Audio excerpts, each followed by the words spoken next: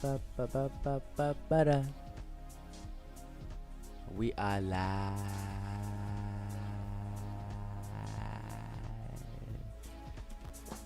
I like the sound of that. Hello. I like the sound of that. Yo. Well, should I start reading? Now tell them who you are. It's WAGUAN and Yeah. And I'm going to be reading some shit that I wrote basically from copy and paste about the age of Aquarius. And basically what that is one age out of 12, and we just came out of the Pisces age, and that's what is interesting. It's pretty long, so it's gonna be me reading a lot, so it's good if you can read it too, or maybe put it up on the screen or something. yeah, I can put the whole thing up on the screen and have them read along. I'm just adjusting this. So It'll be better.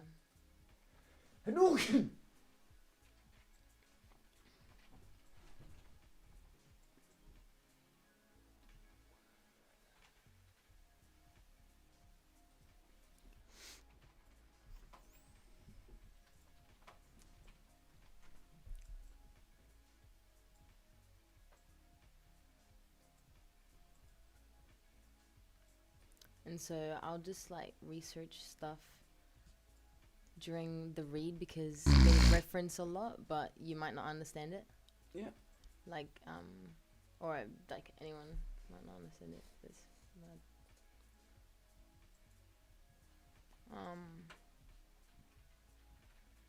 but yeah.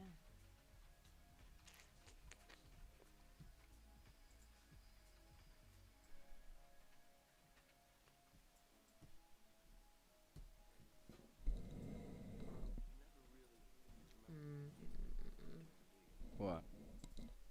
Yeah, nah, it's very interesting shit. I just like haven't read it in a while.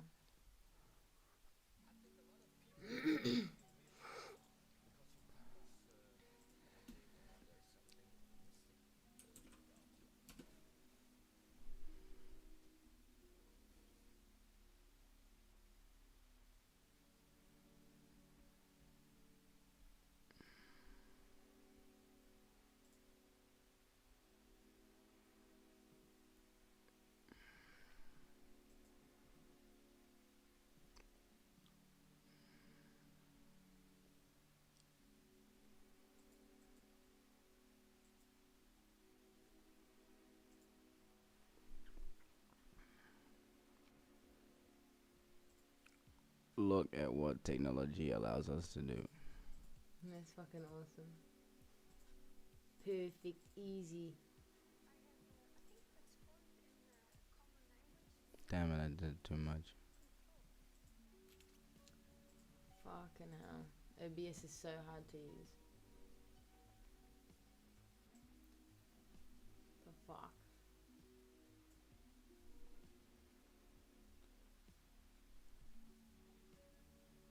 A little bit further for that truly blind ones. A little bit outwards. Sorry. There we go. Beautiful.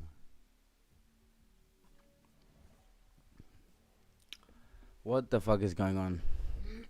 So basically, we are entering the age of Aquarius, and there's a song that can start it, and we can just look at the lyrics. Oh, actually, just the title. Aquarius. It's made in the 60s, and they talk about the dawning of the age of Aquarius. While all these planets align, and it's a planetary alignment that happens every 30 years. And it's like when it comes out of the song, no one really cares to look it up, especially, well, in those days.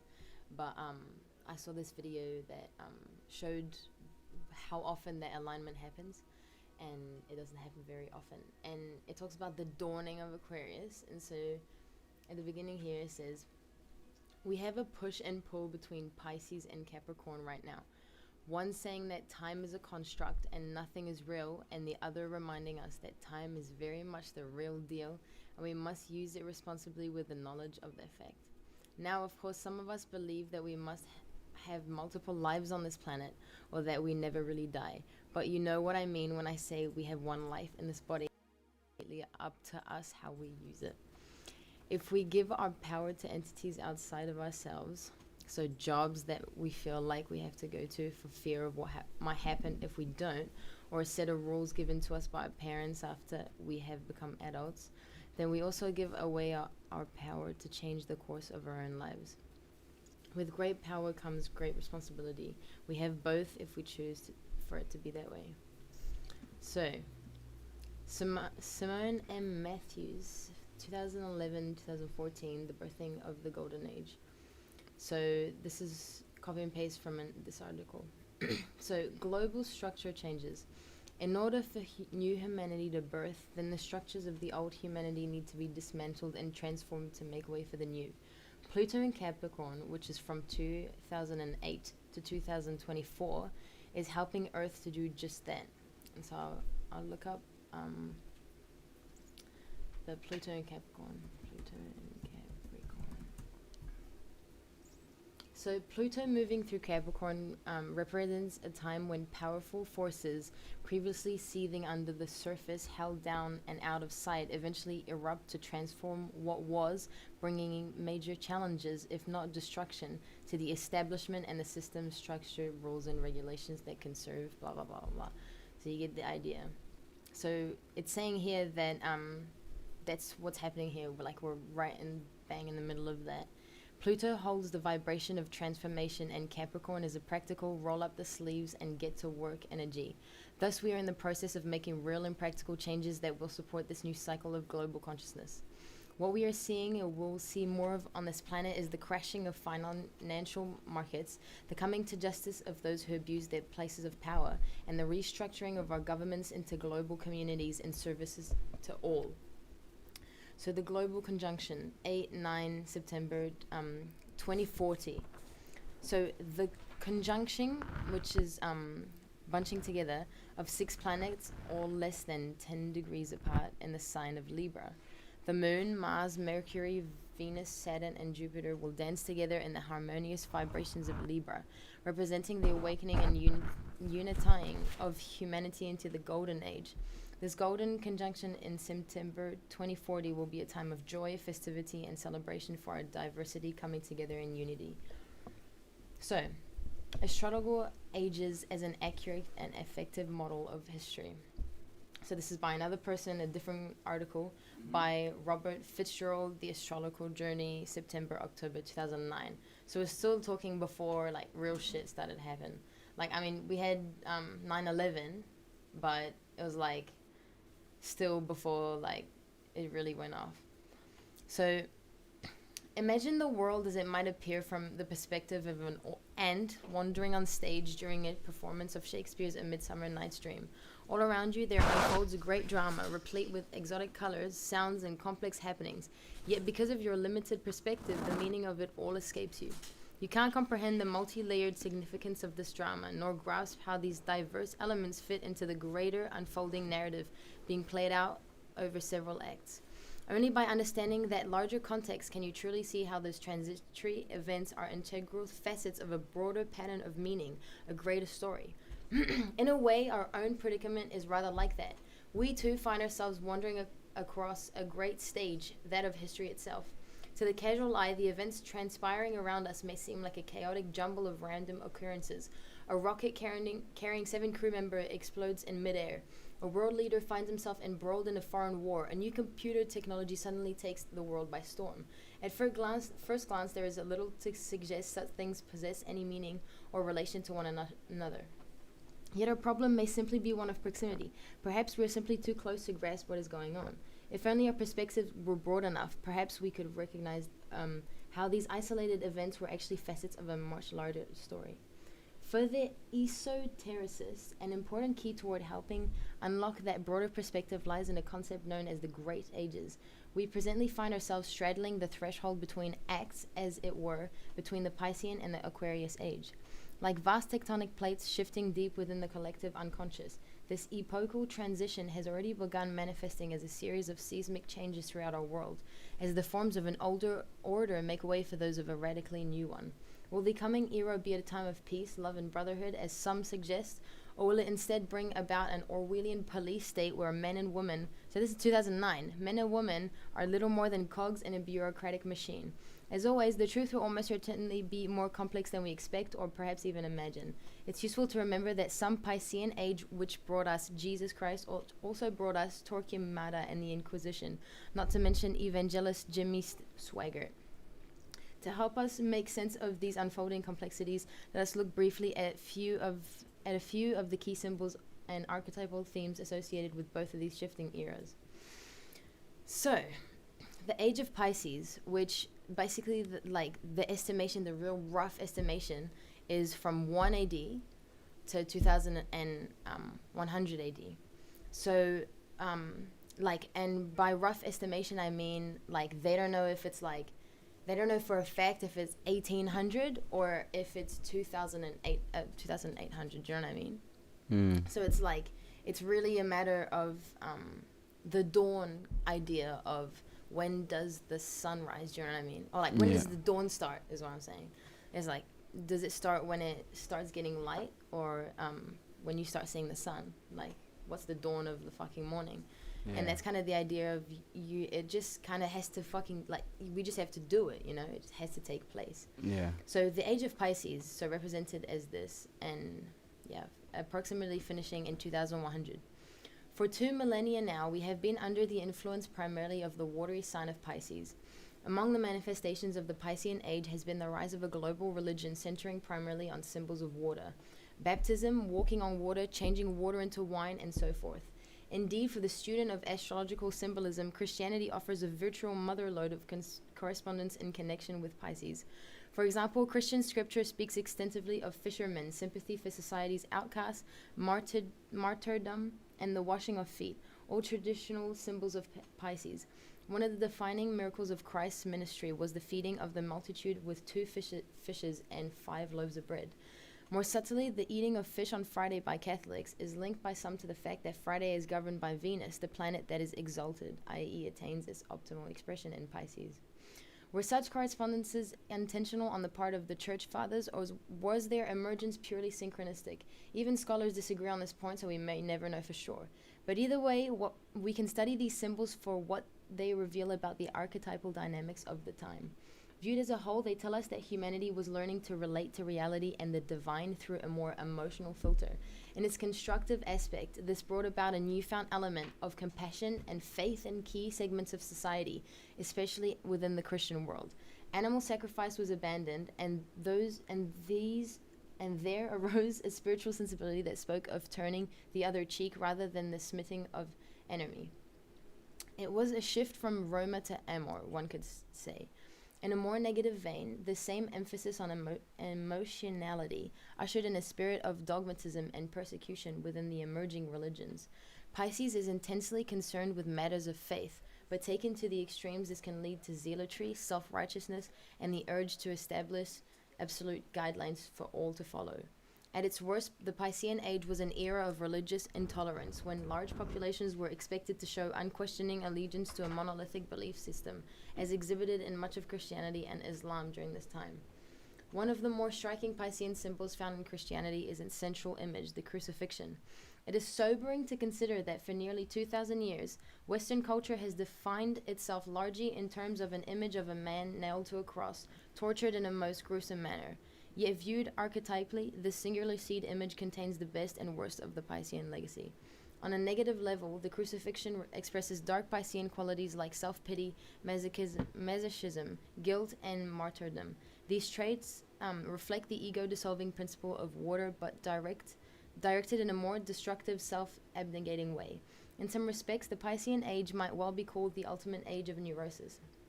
This being an era when many felt that suffering and guilt were somehow synonymous with spirituality. This is precisely the sort of delusion that arises when the ego is unhealthy or ungrounded, and finds itself drawn back into the more corrosive and self-destructive emotions of the soul. But the crucifixion has a more positive interpretation too. As astrologists know, Pisces symbolically relates to the transcendence of the ego and the surrendering of personal interests in service of a higher ideal. As the last sign in the zodiac, determined by the sun's counterclockwise movement, Pisces is that final stage in the soul's evolution where the boundaries of personality have begun to dissolve and the soul now merges with the cosmic ocean of existence. This is what the crucifixion means in its highest sense. The willing capacity for sacrifice, worship, and profound devotion. This is the water element at its most refined. Some examples of this higher aspect of Pisces would be Saint Francis of Assisi, or the ideals of chivalry and courtly love with their ethos of self-sacrifice and idealism, though that arose during the medieval era. Note too that the word for that other major Piscean age religion, Islam, means surrender when translated into English. Whereas the age of Aries brought an awakening of the outwardly directed ego, the more feminine Piscean age brought about a newfound sense of interiority or inwardness. In religious terms, this was evident in the emerging Christian emphasis on moral reflectivity, or conscious. The flip side of this development, unfortunately, was the emergence of a new mood of guilt throughout Western society. Prior to Christianity, one rarely finds a sense of conscience or sin as we now think of it. By way of contrast, the earlier Greeks saw their relationship to the gods in more mechanical and external terms than we do now. When crimes were committed, one atoned for them not because of an inner sense of guilt so much as a belief that one had accrued a stain of sorts which could be removed through an appropriate sacrifice. On another level, this new sense of interiority was mirrored in the rise of architectural features like the dome and the ark, so critical to the Islamic mosque, or Roman structures like the Pantheon. This interiority was visible as well as in the introduction of pupils into the eyes of Roman statues early in the age. Examine the ancient busts of early Romans and the Greeks, and one finds that their eyes have no pupils. Artistic shifts like these symbolized a new world of emotion opening up during this early Christian era. It was a development that centuries later made possible the later birth of modern psychology. And now, the age of Aquarius. So, from approximately 2100, it's said like basically is when the sun starts to come up, to 4200 AD. The most frequently asked question concerning the Aquarian age is, when does it begin? That is a bit like so they're literally going to explain it. That is a bit like determining when the dawn starts. Is it when the morning sky first start glowing long before the actual sunrise, or is it when the sun actually appears over the horizon? The same problem applies to understanding the timing of the great ages. An age doesn't begin on a single day or year, but unfolds gradually over many years, exerting its influence in pronounced waves like an incoming tide. Consequently, while the Aquarian age may not fully manifest for several centuries yet, most estimates suggest somewhere between 2100 and 2800 AD. There are many examples to suggest its symbols are already appearing in our world. The internet and democracy are but two expressions of this. Whereas Pisces is traditionally associated with the element of water, Aquarius is associated with air. Exoterically, this is reflected in the startling rise of aviation technologies and space travel over the last 2 centuries. Humans are quite literally learning to master the air realm, not only through aviation, but in the construction of even taller buildings that allow us to live higher up off the ground. And also another thing about that is the airwaves, and anyway, whether that's radio or internet and all that, and telephone. Such outer developments are only reflections of an inner shift taking place throughout the culture, one that relates to an awakening of mind in human evolution.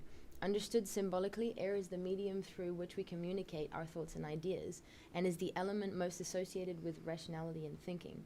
What this means is that the Aquarian age will undoubtedly witness advances in humanity's intellectual growth, no doubt at widely varying levels of sophistication. Someone living life in front of their TV set can be said to be pursuing a mental existence, but one quite different in quality from that of a scientist struggling to unlock the mysteries of the cosmos.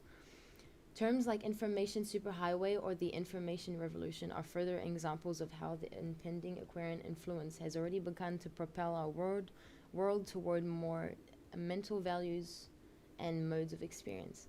The modern separation of church and state is another important example of the disengaging of our rational minds from the dogmatic and emotional concerns of the Piscean age. A vital key towards understanding the meaning of Aquarius resides in the way each of the different elements repeats itself 3 times over the course of the zodiac. In other words, there are 3 earth signs, 3 water signs, 3 fire signs, and 3 air signs. With each version of that element, we find that elemental principle expressing itself in subtly different ways. To illustrate this, that's it. So one thing that I'll note, just before I go on to the next one, is that we can also see the start of it through all the revolutions. So the French Revolution, the American Revolution, and other things like that. Just that's the obvious ones. And that started in the 1800s. So The Zodiac Ages by John P. Pratt, April 2017. So this is someone else, another article. So, because the age of Aquarius is a special interest, its precise start... Hold on, I lost my place. All goods. Yes. Did you want me to read that? It's basically explaining Gemini, Libra, and Aquarius. Like... Where are we? Which is all the air signs. So we're going into the age of Aquarius. It's like after what I was reading. Wait. So you jumped somewhere. Yeah, I jumped a bunch, but that's because I'm just focusing on the age of Aquarius. And okay. I so was trying to follow along. Okay. Yeah, they're just going on into Gemini, Libra, and Aquarius. You know, so I can go back to that, but oh no, it's all good. I've lost it. We just continue. Yeah. So, because the age of Aquarius is a special interest, its precise starting date can be calculated as each of the dates can be. The age of Aquarius began on the first day of spring of 1836, because it is a spring age, as determined by the Enoch calendar, Sunday 20 March 1836. Thus, we have indeed been in the dawning of the age of Aquarius for almost 2 centuries. And then, again, that makes the coincidence with, yeah. There exists a very strong scriptural witness that this date is correct. Just 2 weeks after the proposed date for the beginning of this age, the Lord appeared in his temple in Kirtland, Ohio, which had just been dedicated the week before. On Sunday, 3rd of April, 1836, the Lord declared to Joseph Smith and Oliver Cowdery, "Yeah, the hearts of thousands and tens of thousands shall greatly rejoice in consequence of the blessings which shall be poured out, and the endowment with which my servants have been endowed in this house. And the fame of this house shall spread to foreign lands, and this is the beginning of the blessing which shall be poured out upon the heads of my people. Even so, amen." DNC 1:10, 9:10. There are at least 4 indications here that he refers to the beginning of the age of Aquarius. First, he refers to blessings which shall be poured out, which is an unusual phrase and exactly the imagery of Aquarius who is pouring out water. Second, he declares that the blessing shall be poured out upon the heads of my people. Again, an unusual phrase. One stream which the waterman pours out is indeed upon a head, that of the southern fish, Pisces austrinus. Third, in the celestial symbolism, fish represent churches. In particular, the southern fish represents the Church of Christ.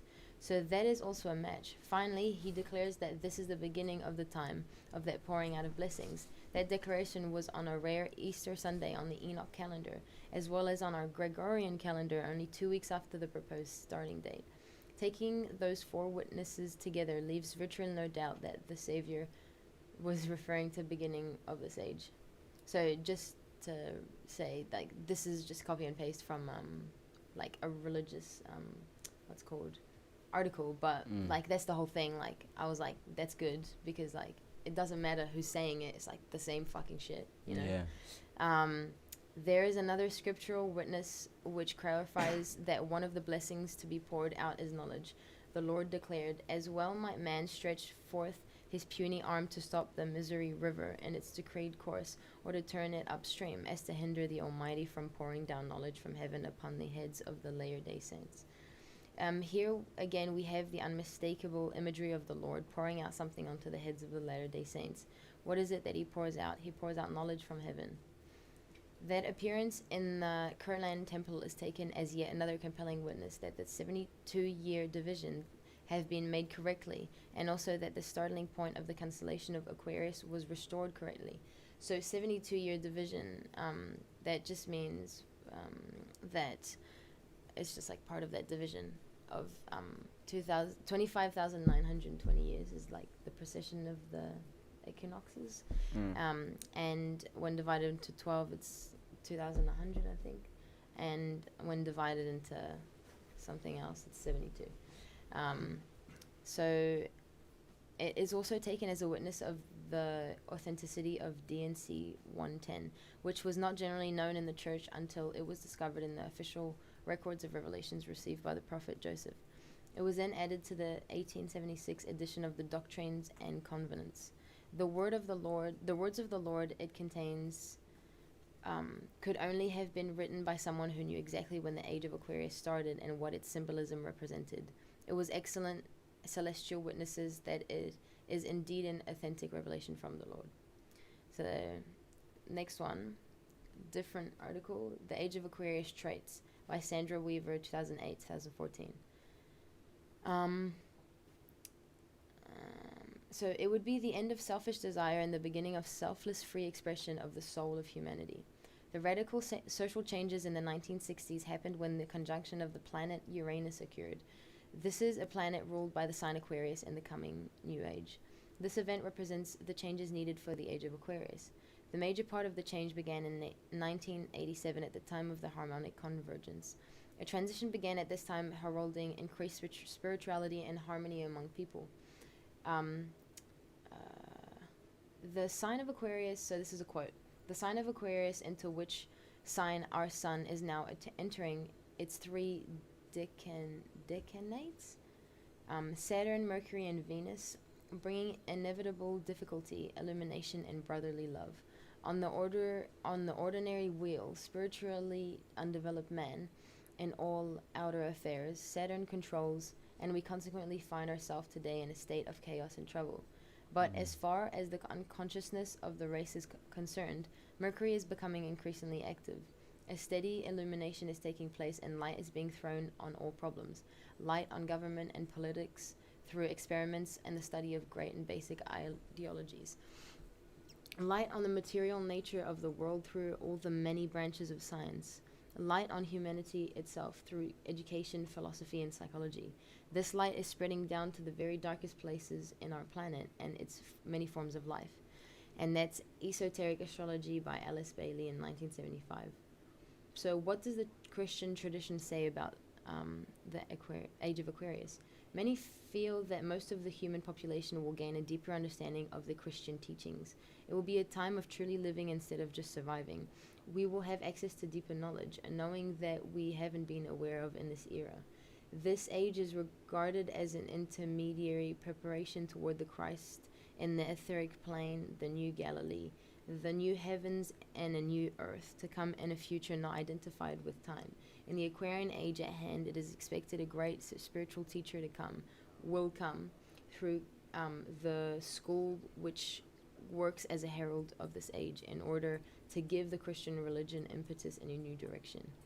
And this is Gleanings of a Mystic by Max Heindel. But some believe the spiritual teacher will come from within. I too believe that Christ will come to awareness within those who seek the inner teachings.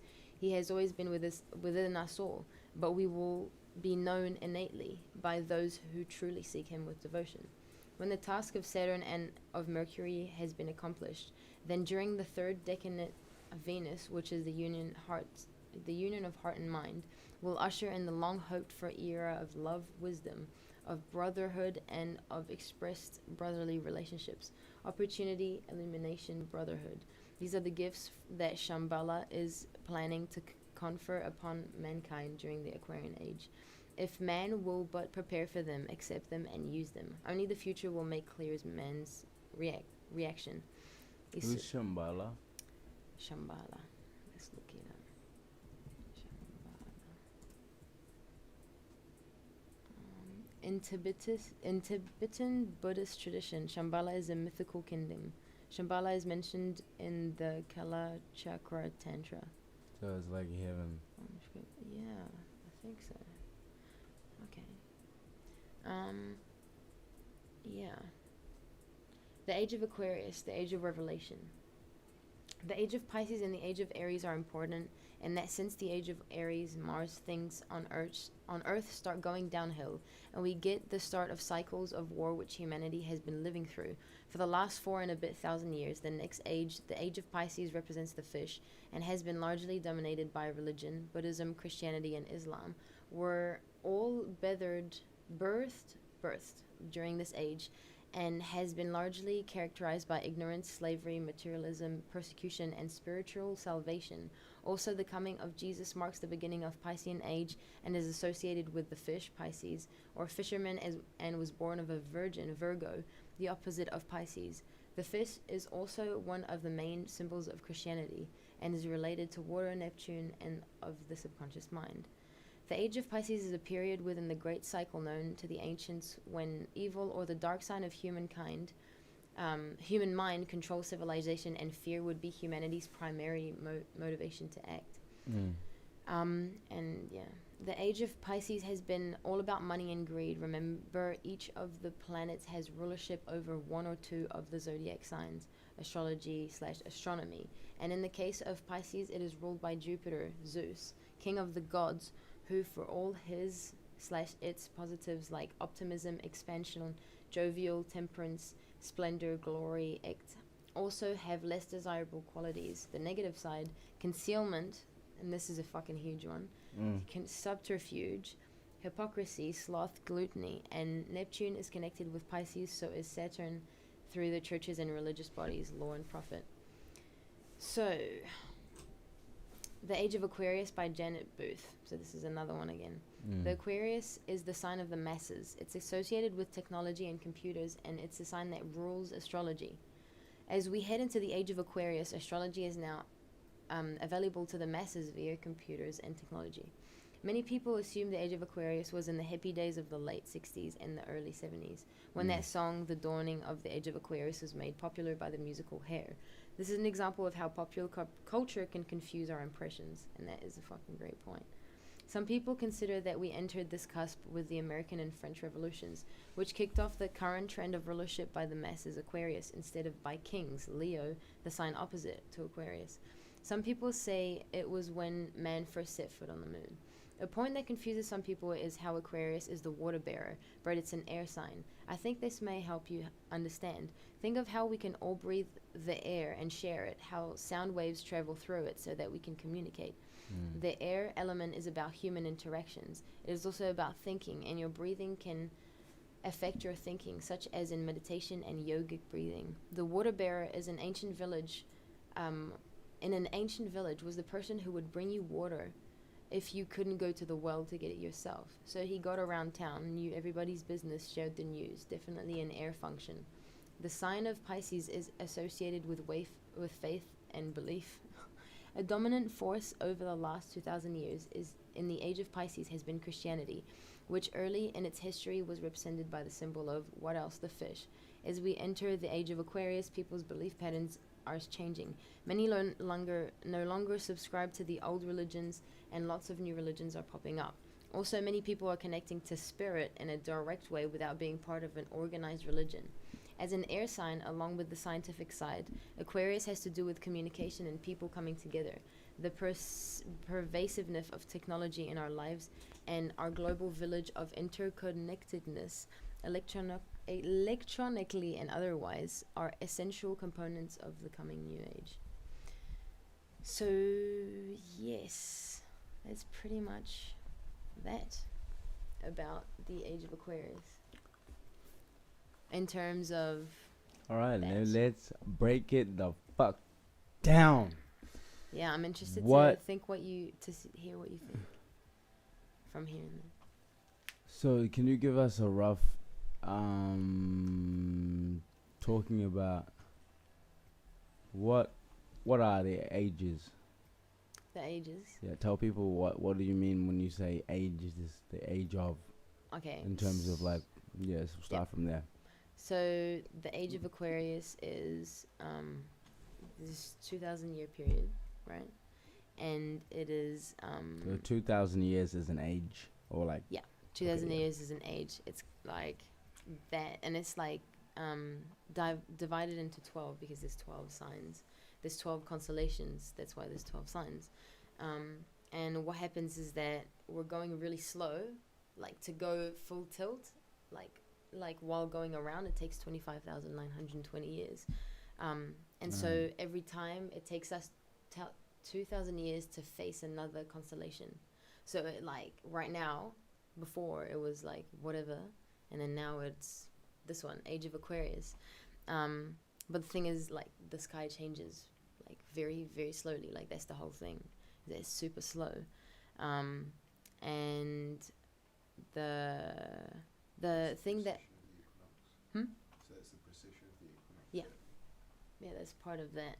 And they don't have precise dates, like when you're talking about that, but when it's in relation to things like the Book of Enoch, which is Christianity, then the dates align. You know, yeah.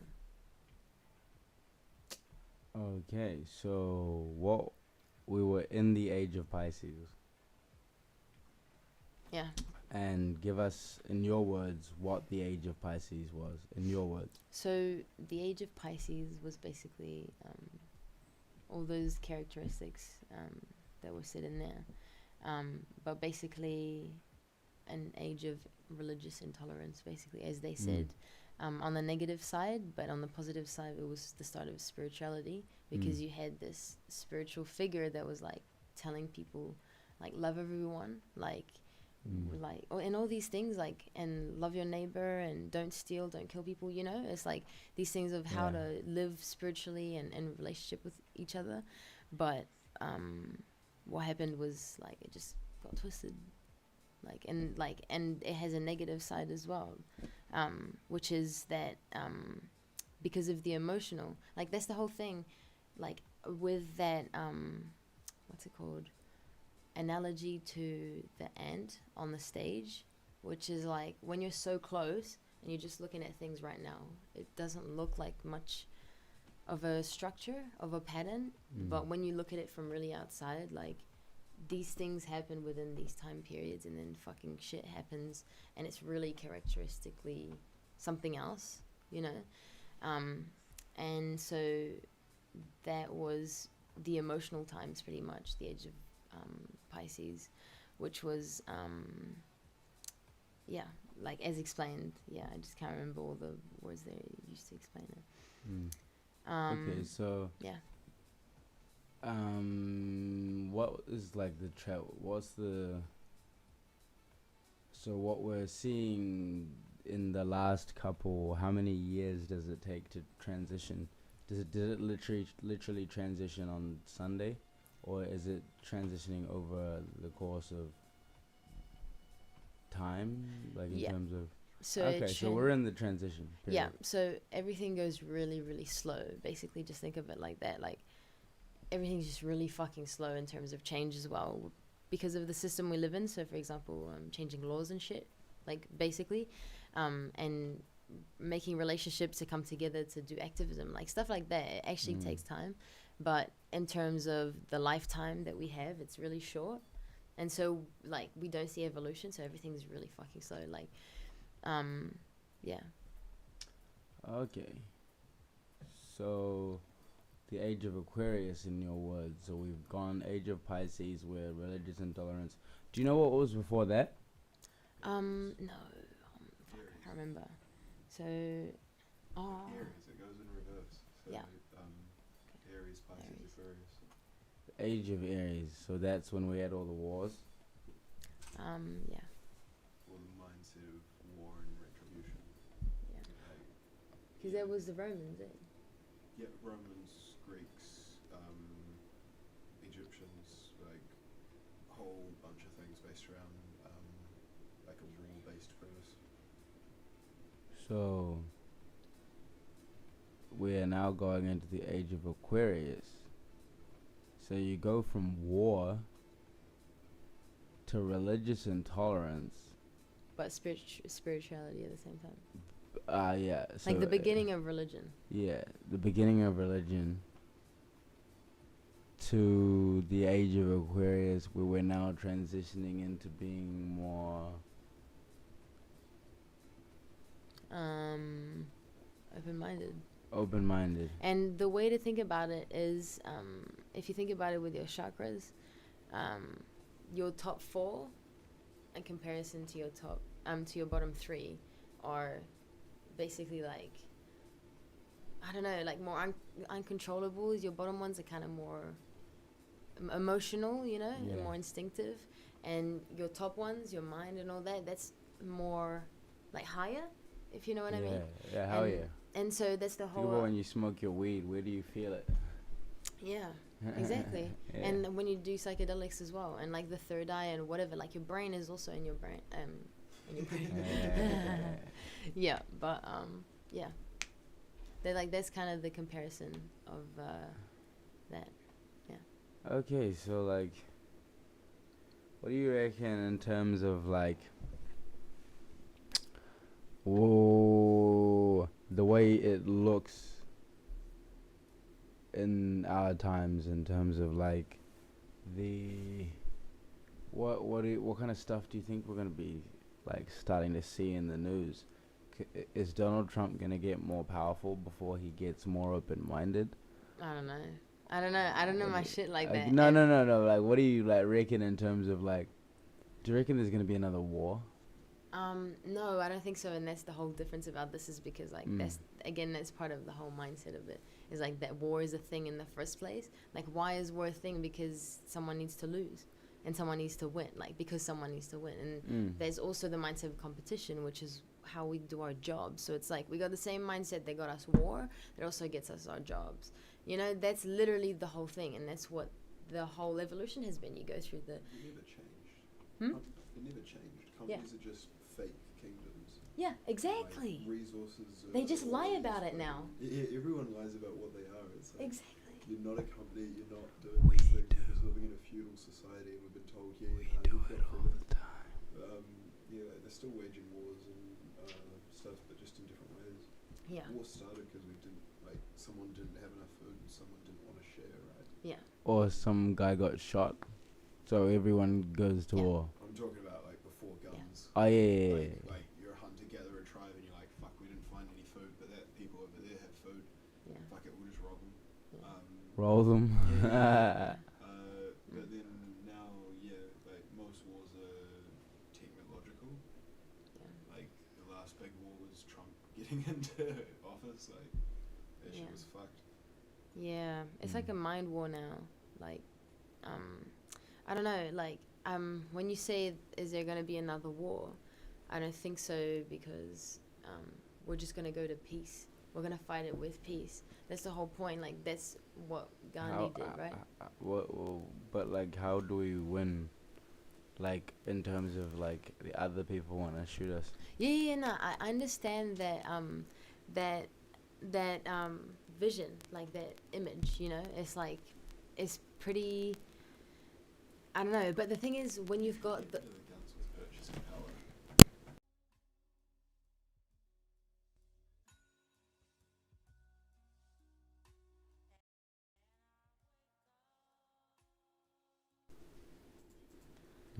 You know, so it's like either you're gonna be part of it to then just take it over legally, or we boycott it and it falls apart, or it's just overthrown. It's like taken over. So the thing is, every single time we've overthrown shit, it hasn't really worked out, you know. Okay. Yeah. True. And the thing is. Another polarized group. Yeah, exactly. And the thing is, like, that person that would have fought and been the strongest, so survival of the fittest, again, it's competition, they would have just been at the top again. It's all about, like, who gets there first. When it's actually, like, people need to heal themselves to then we're all an army. Like, I don't know if that makes sense, but it's like, if we're all healed from our societal human experience fucking shit, trauma and scars, then we all realize we're like in the same energy. We're going towards the same fucking shit, and we're supposed to be one people. You know what I mean? Yeah. Nah, I get you. Yeah. That is like a little slice of hope. Yeah, bro. It's just like the patterns again. It's just like looking at the data. It's like, I'm not. Have you looked into Jainism at all? No. One of the oldest religions, I think. But they've got a whole bunch of cyclical shit in their stuff. I think they practice the Dharma. Yeah, like one of the world's most peaceful religions, and they've got this theory around big wheels that turn society in similar ways. Just see if I can speed through this.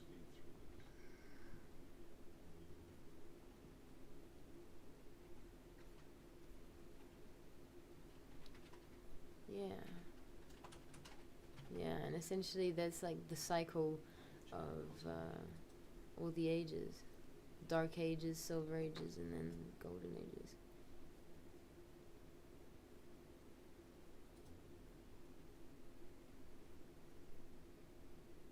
So, is us going into the age of Aquarius because of the way the stars are aligned? Yeah. Like Okay, that's what so- determines it. It's not like someone was like, yo, like we're making up this calendar out of just this thing called time.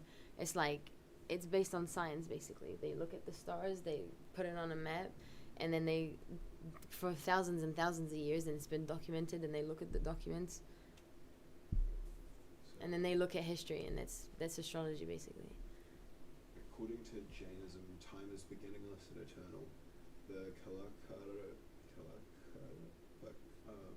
the cosmic wheel of time rotates ceaselessly. The wheel of time is divided into two half rotations. I'm really not going to try to pronounce that. I'm sorry. Ascending time and descending time cycles occurring continuously after each other. Another name is a period of progressive prosperity and happiness where the time spans and ages are at an increasing scale, while the other is a period of increasing sorrow and immorality with decline in time spans of the epochs. Each of this half-time cycle consists of innumerable period of time measured in a type of year and subdivided into 6 epochs or unequal periods. So it sounds similar, but they just had a simplified cosmology. Yeah. 6 instead of 12. Yeah, yeah. But they talk about things like 21,000 years, like 100 trillion, Yeah. and the maximum height of people, and also the maximum age of people as it goes through. Right. Yeah, that's the thing, like, at the end of the day, Get up to 3 paleopam years. That sounds healthy. Jesus. Right, do you want to live to 3 paleopam years? Is that after trillions? That's after 400 trillion Sagarapamas. How many years is that? I feel like it's a lot. Yeah. It's in Google.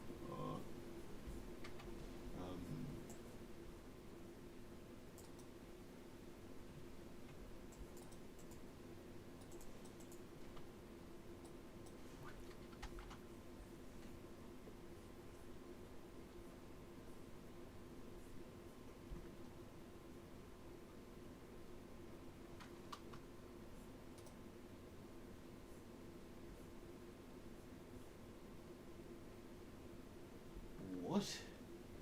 Okay. So this is what paleopalma is. This is some messed up shit. The Jain unit of measurement, paleopalma, which is defined as the length of time it would take to empty a pit 8 by 8 by 8 miles, tightly packed full of the hair of a 7-year-old baby or a 7-day-old baby, if you were to remove 1/8 of each hair once every 100 years. What the fuck? What's it called? Paleo. Paleopalma. That is fucked.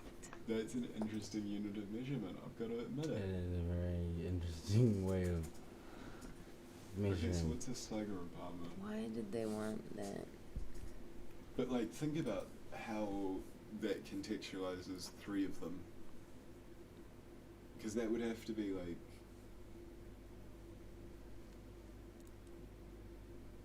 You'd have to be living to like 3 trillion, essentially. I wonder if they're talking about rocks. Because like, But it's would a lot of hair. Like, okay, so like 1/8 of each hair. How many hairs does a 7-day-old baby have?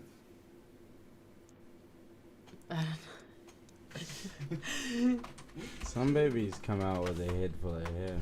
yeah.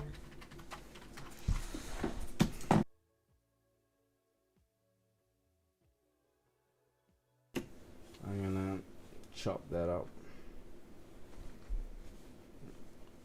Stop it live. An hour and 33.